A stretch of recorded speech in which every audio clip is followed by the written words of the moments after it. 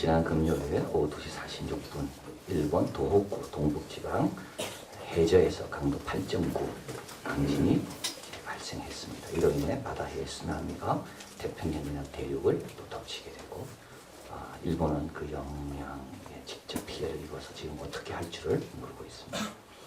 지진과 해일로 받은 피해뿐만 아니라 화재로 인해 또 원자력 발전소의 붕괴로 인해 생기는 피해는 그 현황 파악도 지금 하기 어려운 그런 상황입니다. 장난감인 줄 알았는데 이게 실제 자동차였죠. 비닐하우스가 참 그렇게 작게 느껴진 적은 또 처음입니다. 한순간에 그냥 꼭 만화를 보는 것처럼 영화를 보는 것 같은 것이 바로 이웃나라에서 일어났습니다. 어떤 분은 그 금요일이 일본 최악의 날이었다. 일본 최악의 날이 지난 금요일이었다. 어떤 분은 일본은 이렇게 가라앉는 건가? 이렇게 가라앉는 건가? 일본은 끝인가? 로마가 끝이 있듯이 바벨론이 끝이 있듯이 일본이 이렇게 끝나는 건가? 일본은 1923년 9월 1일 관동 대진 이후 지진을 막기 위한 모든 노력을 다해왔습니다. 지진하면 일본만큼 잘 준비된 나라는 없을 정도였습니다. 이번에도 이게 일본이었길래 이 정도 피해지 만약에 다른 나라였다면 이건 뭐 엄청났을 거라고 이야기합니다.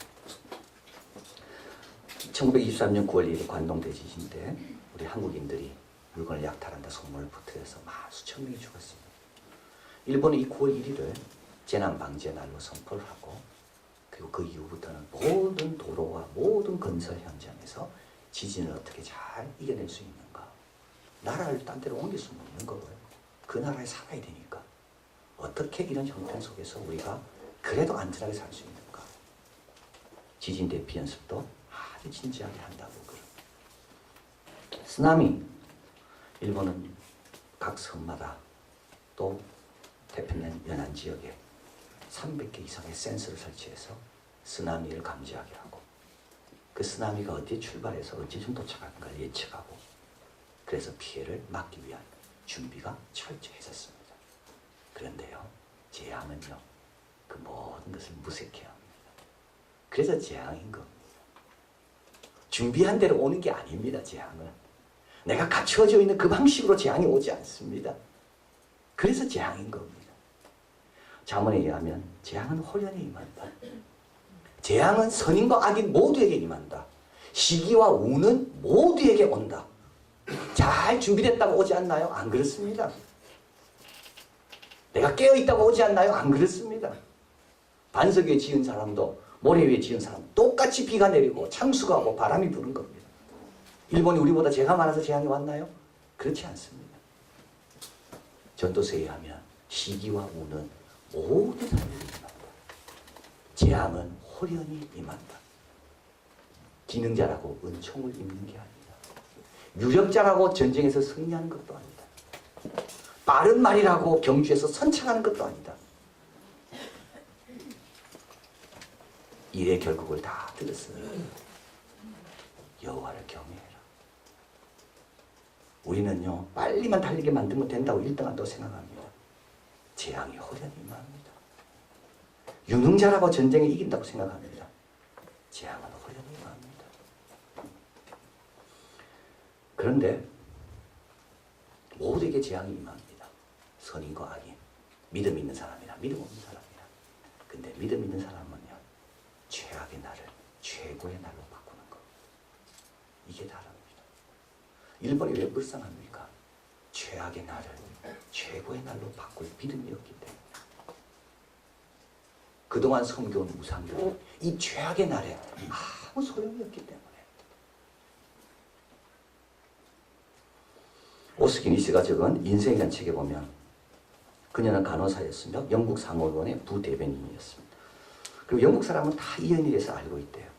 실천적인 사랑의 사도 캐롤라인 폭스. 잊혀진 사람의 대변인. 전쟁으로 황폐해진 곳에 가장 먼저 찾아가서 빈민의 마더 테레사 같은 역할을 했던 캐롤라인 폭스. 한 번은 이 여인에게 물었습니다. 당신이 경험한 것 중에 최악의 시간은 언제고 최고의 시간은 언제냐? 최악의 시간. 수단 정부의 지원을 받는 군인이 딩카족 마을을 습격했던 현장을 본 것이 최악의 순간이었다. 100구 이상의 시체가 절비하게 누워져 있었다. 초막은 불탔고 폐와 죽음이 도처에 깔려 있었고 아이들은 노예로 끌려갔고 여인들은 강간당하는 상태고 남자들은 이미 죽었고 근데 또 무장한 군인이 몰려온다는 소식이 있고 최악의 순간. 그러면 최선의 최고의 순간은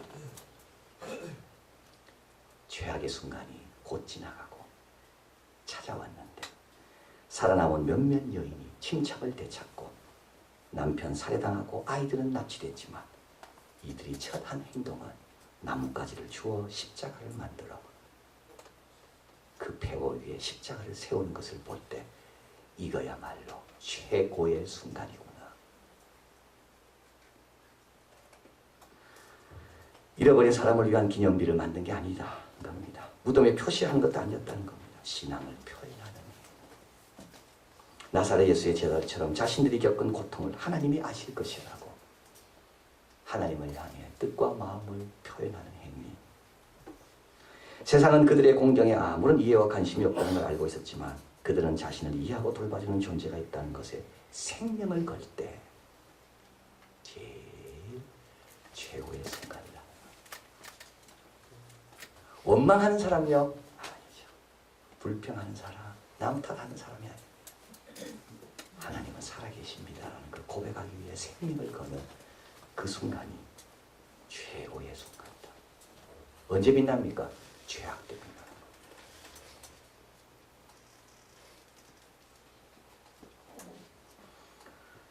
오늘은 성막 이야기입니다. 이 성막이 왜 필요할까요? 최악의 순간을 최고의 순간으로 바꿀 수 있습니다. 그래서 필요한 거예요. 그래서 하나님 우리에게 주신 거예요. 출애굽기 25장부터는 성막 이야기가 쭉 나옵니다. 그리고 40장까지 이어집니다. 그 중간에 금송아지 사건이 있게 되고요. 그래서 사람들은, 우리 성도들은 성경을 일독해야 되겠다 해서 창세기부터 쭉 읽어오다가 이 24장까지는 잘 읽고 25장부터는 이제 조금 지칩니다. 따분해지게 됩니다. 왜냐하면 성막에 대한 내용이 너무 자세히 나오거든요. 재료에 대한 거, 길이에 대한 거. 앞에 부분까지는 드라마틱한 내용이 쫙 전개되기 때문에 전혀 힘들지가 않습니다. 그런데 25장부터는 성막에 대한 내용이 자세하게, 치수까지 자세하게 여기서 의미를 발견하는 게 어려워지는 거죠. 그래서 어떤 분은 말하기를 대부분의 성도들은 창세기부터 출애굽기 24장까지만 여러 번 읽었다. 그런데 여러분 이 이야기는 아주 중요합니다. 성막 이야기는. 그래서 출애굽기 전체의 3분의 1은 성막 이야기입니다. 그리고 십계명은 밑에서 받았습니다. 신의 산 중에도 밑입니다. 성막은요. 구름을 뚫고 더 올라와서 받은 게 성막입니다. 그래서 모세가 십계명을 받고 신의 산에서요. 그리고 그 십계명을 어떻게 적용할 건가에 대한 가르침, 규례들을 또 받게 됩니다. 우리 하나님께서 모세에게 이야기합니다. 너 이제 거기 있지 말고 더 올라와라. 그래서 구름을 뚫고 더 높은 곳으로 올라가요. 6일 동안 기도합니다. 7일째 보여주신 것이 성막에 대한 모양입니다. 이 성막은 하나님의 창조와 깊은 관련이 있다라고 봅니다. 6일 동안 창조하시고 안식일 말씀이 나오는데요. 하나님께서 성막 말씀을 주실 때 반드시 안식일 말씀과 함께 주십니다. 그래서 성막의 말씀은 7말씀으로 나눌 수가 있는데 이게 바로 7일 동안, 6일 동안 창조하시고 7일의 쉬심, 그것을 반영한다고 봅니다. 성막은 하나님 직접 개입하셔서 아주 다양하게 다채롭고 기능적으로 뛰어나게 설계하셨는데 이것이 바로 하나님의 처음 창조의 모습이라고 봅니다. 그래서 창세기에는 창조가 있고 출애굽기에는 또 다른 창조, 성막이 있다는 겁니다. 성막의 기능이 뭔데요? 그것은 역사 안에서 창조 질서를 성취하시는 하나님의 한 방편이다. 하나님께서 창세기에 창조하셨지만 인간은 타락했습니다. 하나님의 창조의 질서를 어떻게 회복하는가? 그래서 하나님께서 또 다른 것을 창조하시는데 그것이 성막이라는 겁니다. 성막을 통하여 창세기의 창조 질서를 회복한다. 또 성막은 노아의 방주와 같다라고 봅니다. 방주를 지을 때처럼 성막에 대한 지시도 아주 구체적입니다. 그리고 방주를 다 짓고 노아가 방주 안에 들어갑니다. 그러면서 이렇게 말합니다. 여호와께서 말씀하신 대로 다 행했다고. 근데 성막도 모세가 또 여기는 모세가 나오죠. 모세가 여호와께서 명하신 대로 다 지시하고 백성이 다 순종해서 성막이 완성됩니다. 방주와 성막의 아주 유사점은요. 또 어디에 있는가 하면 혼돈의 상징인 물과 광야에 있습니다. 성경에서 혼돈의 상징은 두 가지인데요. 하나는 물이고 하나는 광야입니다. 방주는요. 물에서 하나님의 역사를 체험하는 거죠. 혼돈 가운데서. 성막은요. 광야에서. 또 이들의 공통점이 있습니다. 새로운 시대로 옮겨가게 합니다. 그래서 물로 멸하고 무지개가 있는 새로운 세상으로 방주가 노아 식구들과 동물들을 옮겨가듯이 성막도 예배 앞에 나올 때마다 우리를 새로운 모습으로 옮겨가는 겁니다. 그래서 하나님은 성막을 소중하게 여기시고 성막에 대한 지시를 아주 세밀하게 주고 계시는 겁니다. 마지막으로 이 성막이 중요한 또 이유가 있습니다. 그거는 금송아지 사건과 연관되어 있습니다. 그래서 성막에 대한 말씀을 주고 있을 때 이스라엘 백성은 모세가 내려오면 더딤을 보고 모세가 내려온 더딘 이유는요. 십계명 때문이 아닙니다. 성막 때문입니다. 금송아지를 만든 모세가 내려와서 화가 너무 났어요. 십계명의 두 돌판을 던져버리고 다시 올라가요. 그리고 하나님 앞에 백성을 위해서 용서해달라고 기도하고 다시 내려옵니다. 그리고 성막이 이제 지어지기 시작하는 겁니다. 우상숭배에 빠지기 쉬운 우리들에게 참된 예배는 뭔가? 그게 바로 성막입니다.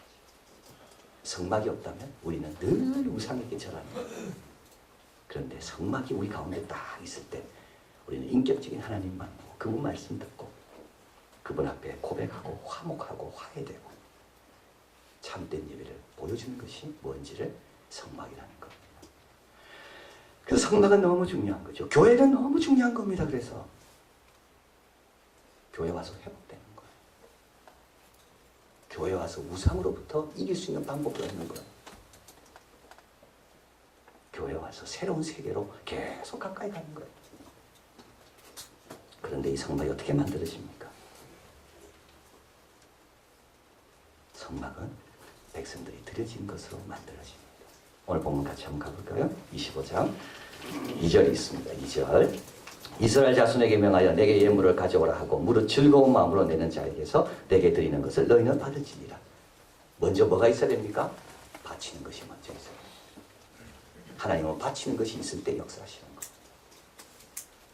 우리 하나님은 하나님 혼자 할 수 있지만 우리 하나님은 그 일에 우리를 참여시키는 거예요. 이스라엘 백성은 죄 많습니다.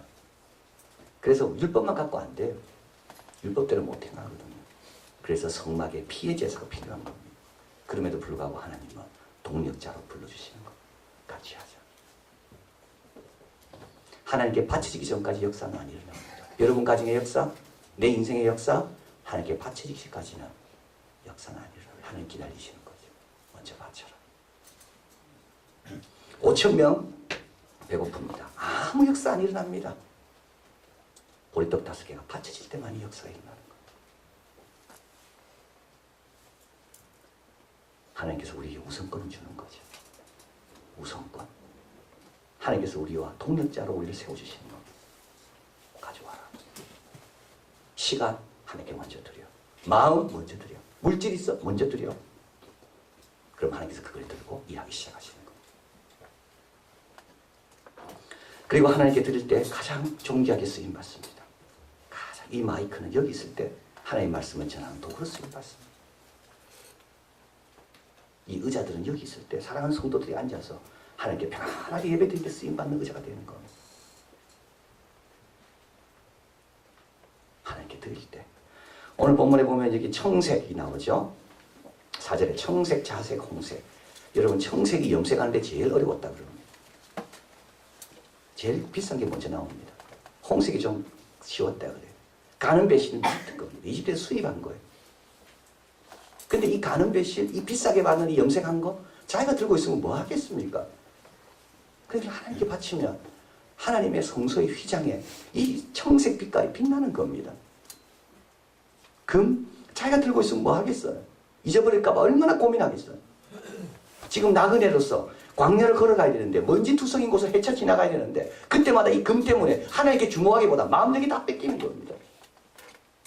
그걸 하나님께 딱 맡겨놓으면 가볍게 편안하게 순례길을 가는 겁니다.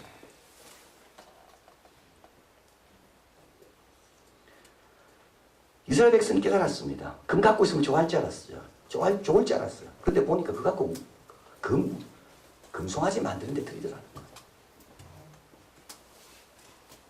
금송아지 만드는 데 들이는 거예요. 여기 보면 그저 해달의 가죽이 나옵니다. 이건 아주 싼 거라고 그럽니다. 싼 거지. 근데도 아버지 집에 오니까 성막 전체를 덮는 덮개가 되는 겁니다. 자, 그래서 우리 하나님은 이 일을 위해서 우리를 참여시키기를 원하시고 우리를 인정해 주시고 우선권을 주는 겁니다. 그러면서 즐거이 내라. 즐거이 가져와라. 어떤 분은 하나님께 가져올 때 두려워서 가져오기도 하죠. 내가 하나님 거 떼먹었다가 나중에 왕창 크게 내가 보상하는 거 아닌가? 어떤 분은 투자로 가져옵니다. 지금 하나님께 잘해놓으면 나중에 어릴 때 도와주시겠지. 어떤 분은 체면. 또 내가 그래서 어느 정도는 해야지. 근데 여러분, 안 하는 것보다는 훨씬 낫습니다. 그러나 하나님 더 좋아하시는 게 있어요. 즐거이 내는 거. 즐거이. 누가 즐거이 낼 수 있습니까? 성막이 어떤 곳인지 아는 자만이 즐거이 내는 겁니다. 하나님의 역사 가운데 이 창조를 다시 질서를 회복하는데 성막이 쓰임받구나. 노아의 방주처럼 우리를 새로운 세계로 이동하는데 하나님 주신 이 장치가, 이 수단이, 방편이 이 성막이구나. 이 세상에 성막같이 존귀한 곳, 귀한 곳은 없구나. 그걸 아는 사람만이 즐거이 내는 겁니다. 이런 깨달음을 뭐라 그러는가 하면 오스키미스는 초월성의 신호라 그럽니다. 다 깨달음이 오는 거예요. 직관적으로 딱 오는 거예요. 이건 현실을 초월해서 더 귀한 걸 보는 관점이 딱 생기는 거예요. 초월성의 신호. 예를 들어 설명합니다. 아이들은 크리스마스 아침 양말에 넣어둔 사탕을 고마워하죠. 그러나 초월성의 신호를 딱 받은 사람은 야, 그 두 양말에 내 발이 있다는 것이 최고의 기쁨이구나. 생일날 선물을 받습니다. 슬리퍼도 받기도 하고 옷도 받기도 하고 그걸 기뻐하는 사람이 있는가 하면 초월성의 신호를 가진 사람은, 그 느낀 사람은 내 생일의 최고의 선물은 나의 탄생이구나. 이스라엘 백성들이 어떤 사람들이었습니까? 출애굽기 1장에 보면요. 진흙을 밟으면서 바로를 위해서 집을 짓던 자들입니다. 아이를 놓으면 하수에 던져야 됐어요. 그래서 너무 힘들어서 하나님께 울부짖던 자들이에요. 지금은요.